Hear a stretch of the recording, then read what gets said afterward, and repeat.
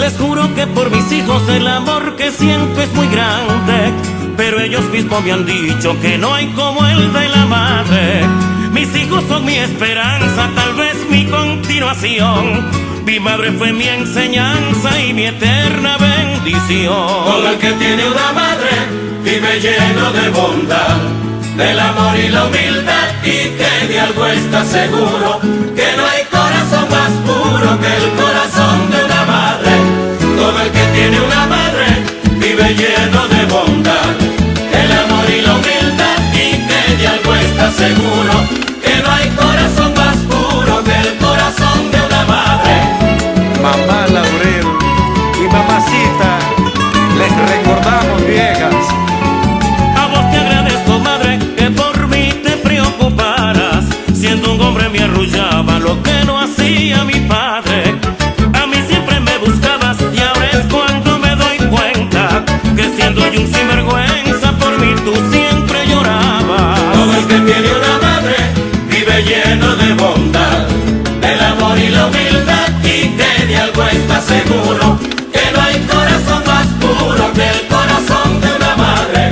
Todo el que tiene una madre vive lleno de bondad, del amor y la humildad, y que de algo está seguro, que no hay corazón más puro que el corazón de una madre.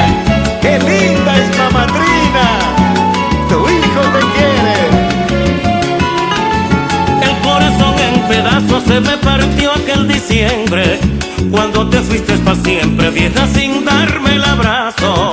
Aunque no te tenga viva, a cada instante te siento, y noche a noche te rezo para que cuides mi vida. Todo el que tiene una madre vive lleno de bondad, del amor y la humildad, y que de algo está seguro, que no hay corazón más puro que el corazón de una madre. Todo el que tiene una madre vive lleno de bondad, del amor y la humildad, y que de algo está seguro, que no hay corazón más puro que el corazón de una madre. Viejita Isaías y Josefina. Con lágrimas en los ojos y un nudo aquí en mi garganta, yo te canto, vieja santa, porque tú eres mi tesoro. Perdóneme que le diga a usted, mi querido amigo, llévala siempre contigo y que Dios te la bendiga. Todo el que tiene una madre vive lleno de bondad, del amor y la humildad, y que de algo está seguro, que no hay corazón más puro que el corazón de una madre. Todo el que tiene